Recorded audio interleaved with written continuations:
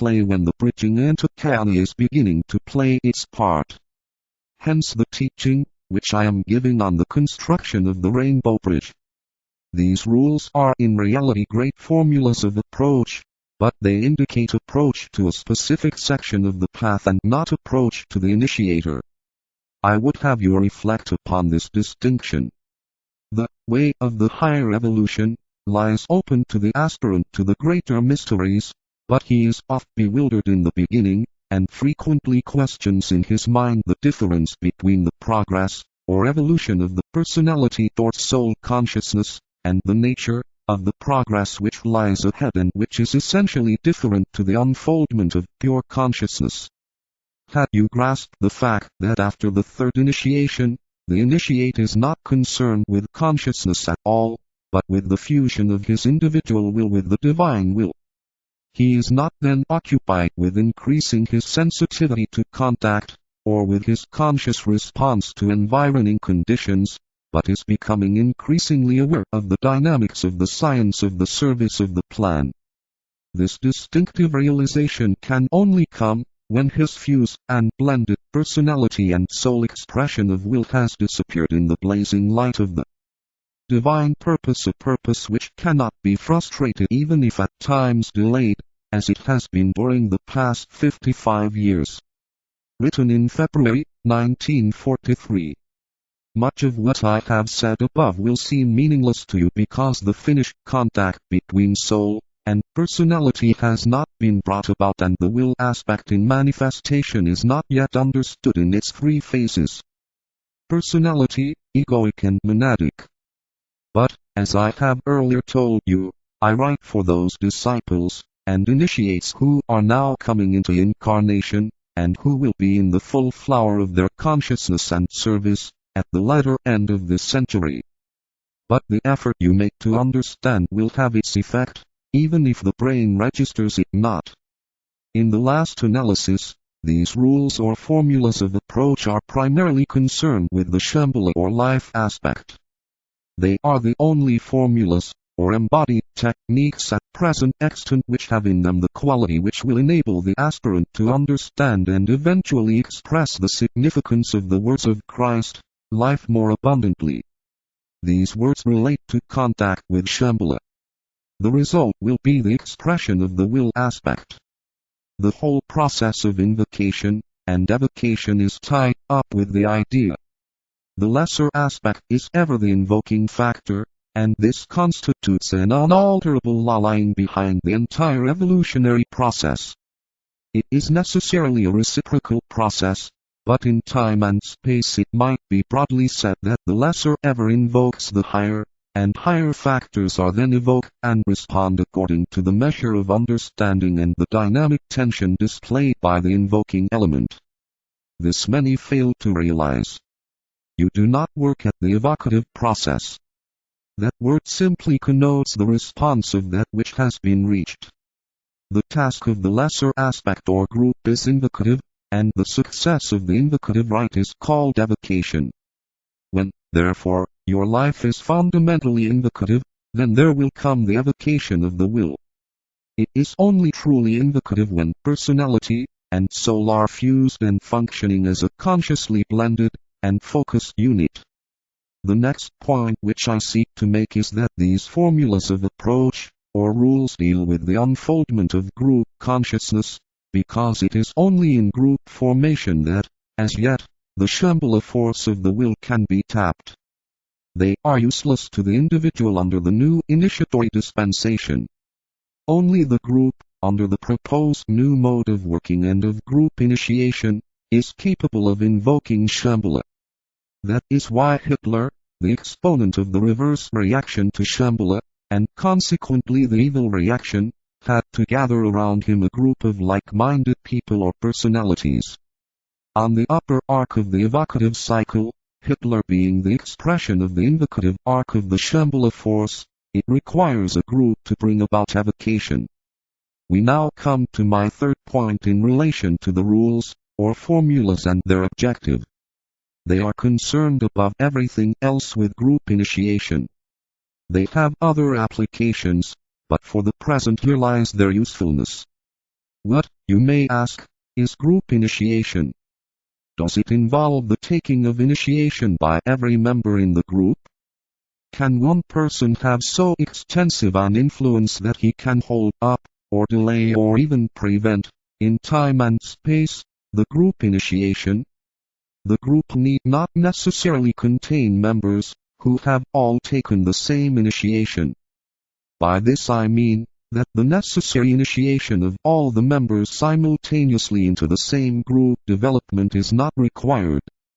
Basically, what I am endeavoring to say and these rules has relation to the third initiation, the initiation of the integrated personality. They necessarily, however, have a correspondence to the second initiation, and are consequently of more general interest, for it is that initiation which faces so many aspirants today, the demonstration of the control of the formidable emotional nature. I would ask you to think much about this point, which I have just made. Group initiation means that the bulk of the members are correctly oriented, that they are proposing to accept the discipline which will prepare them for the next great expansion of consciousness, and that none of them can possibly be deviated from their purpose. Note that word with its first ray, or shambolic implications, no matter what is happening in their environment or their personal life. You need to reflect on this if you desire to make the needed progress. In these short instructions, which aim only at a tentative indication, note that phrase, it is not necessary to enter into explicit details. In any case, if the formulas or rules are not intuitively clear to your minds, anything I could say would only hinder and frustrate my purpose.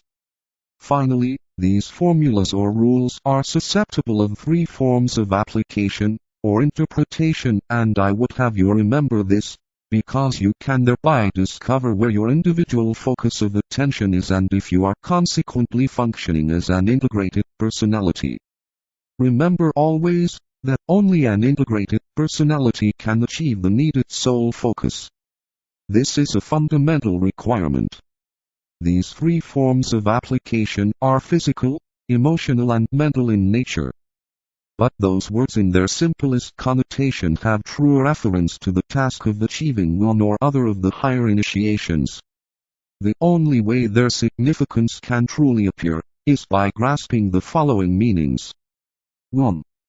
The physical application refers to the usage by the group of the given knowledge, and intuitively perceived information in such a way that the needs of the larger group, of which the group itself is a part, are constructively served. The consummation of this ideal is to be found in the activity of the hierarchy itself which, from progressive point to progressive point, finds itself in the position of intuitive interpreter and force transmitter between the center of Shambhala and humanity. The individual initiate, on the way to one or other of the higher initiations, has in his lesser degree to achieve the same dual function and thereby fit himself for the wider cooperation. 2. The emotional application has definite reference to the world of meaning, interpreted in a group sense. At present, well-meaning aspirants are satisfied, if they are able to interpret their personality conditions, events and happenings in terms of their real meaning. But that still remains an individual reaction. The aspirant who is seeking to comprehend these rules is more interested in seeing the situations, which he contacts in terms of a world whole, and in searching for their meaning in terms of their group significance. This serves to decentralize him and to convey into his consciousness some aspect of that larger whole, and this in its turn contributes to the expansion of the consciousness of humanity as a whole. 3. The mental application has to be grasped and considered in terms of the great light.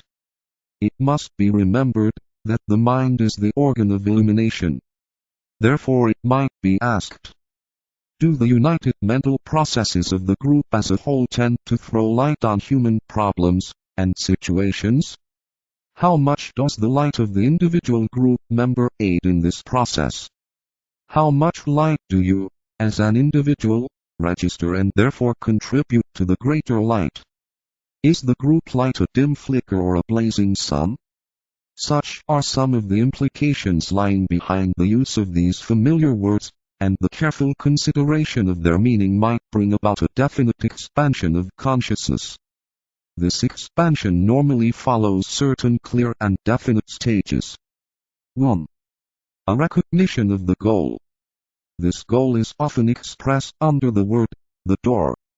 A door permits entrance into some place larger than the area covered by the standing room of the would-be initiate. This statement refers to the door of incarnation, through which the incarnating soul enters into life limited and restricted from the angle of the soul. The door of initiation admits into a larger room, or sphere of extended expression. 2. The approach, under regulated and imposed and well-tried rules, of the entering one towards a vision goal.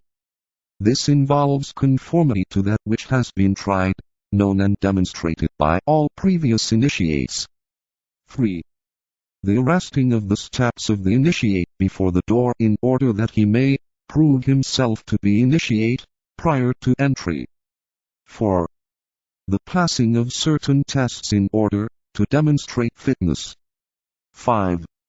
Then comes the stage of entrance under due and set rules and yet with full freedom of action. You will see, therefore, why ever the need for understanding is emphasized. Before proceeding to study the final phrases of Rule 1, I would call your attention to the fact that the initiate has faced two major tests, symbolically described as the burning ground and the clear cold light. Only after he has successfully passed these can he or the group, when considering group initiation, move forward and outward into the wider reaches of the divine consciousness.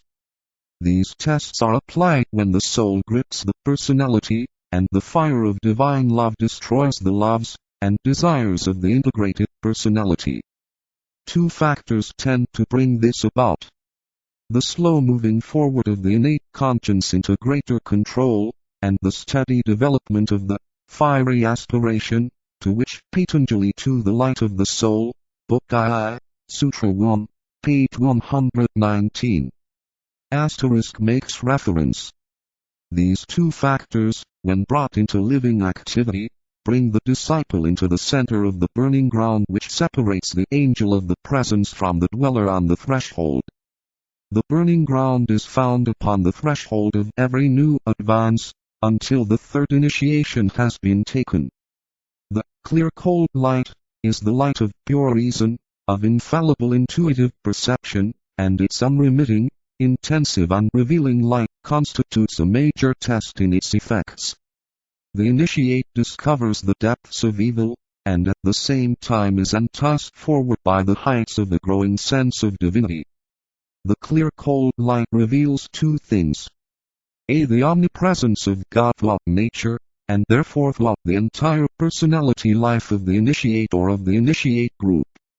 The scales fall from the eyes, bringing about paradoxically the dark night of the soul, and the sense of being alone and bereft of all help. This led, in the case of the Christ, for instance, to that appalling moment in the Garden of Gethsemane, and which was consummated on the cross, when the will of personality soul clashed with the divine will of the monad. The revelation to the initiate of the ages of severance from the central reality, and of all its attendant implications,